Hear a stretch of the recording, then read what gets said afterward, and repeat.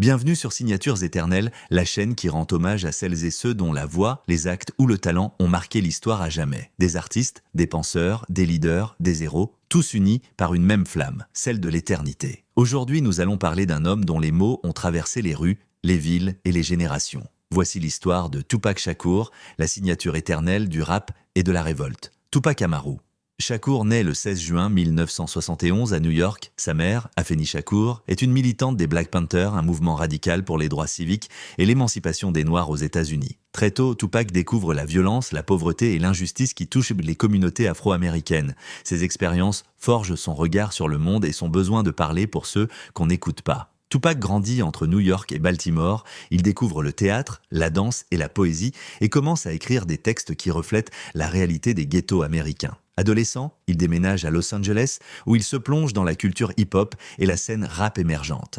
Il adopte son nom de scène, Tupac, et commence à se faire remarquer pour ses textes puissants, engagés et souvent provocateurs. Ses chansons parlent de violence, d'injustice, de racisme, mais aussi d'amour, d'espoir et de résilience. En 1991, Tupac sort son premier album Tupacalypse Now qui choque et inspire à la fois. Son style unique mêle poésie, colère et réalité sociale. Il devient rapidement la voix des jeunes marginalisés, mais aussi une cible pour les médias et la police. Dans les années 1990, Tupac enchaîne les albums à succès Me Against the World, All Eyes on Me et The Don Killuminati, The Seven Day Theory. Il devient non seulement un artiste, mais aussi un symbole culturel mondial. La carrière de Tupac est marquée par la violence, les rivalités et les tensions de la côte Est-Ouest dans le rap. Il est plusieurs fois arrêté, victime de fusillades et constamment sous le feu des projecteurs. Mais même dans la tourmente, il continue de créer. Ses textes dénoncent le racisme, la pauvreté et l'injustice sociale tout en explorant la vulnérabilité et la complexité humaine.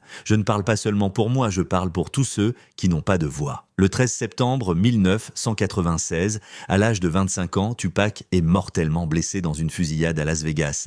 Il laisse derrière lui une légende, mais aussi un message intemporel, celui de lutter pour la justice, même face au danger. Malgré sa courte vie, Tupac Shakur devient une icône mondiale. Il influence des générations d'artistes, des militants et continue d'inspirer les jeunes du monde entier. Ses albums posthumes, ses poèmes et ses interviews rappellent que l'art peut survivre à la mort. Tupac Shakur n'était pas seulement un rappeur, il était poète, penseur, activiste et témoin de son temps. Il a transformé sa douleur en mots, sa colère en musique et ses expériences en leçons universelles. Je ne suis pas parfait, mais mes mots vivent et réveillent ceux qui dorment. Tupac, c'est la voix de la révolte, la force de l'espoir et l'éternelle signature d'un génie qui n'a jamais accepté l'injustice.